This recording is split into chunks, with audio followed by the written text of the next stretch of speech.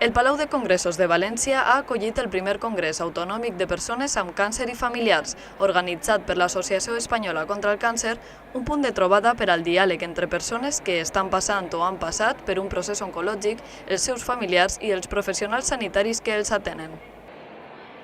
L'acte ha estat inaugurat pel president de la Generalitat, Ximo Puig, qui ha assegurat que el govern valencià ha de generar aliances amb la societat civil per a afermar els avanços contra el càncer en matèria de prevenció i tractament, així com per a oferir als pacients i els seus familiars les millors solucions, i ha transmès que tant el Consell com la ciutadania valenciana volen estar presents al costat dels pacients perquè mai se sentin sols.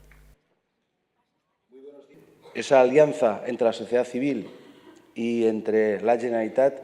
en nuestro caso y el conjunto de instituciones en España y en la comunidad, lo que tenemos que hacer es coordinar todas las sinergias, aumentar toda la capacidad de conexión, porque al final el único protagonista es, sin duda, el paciente y su familia.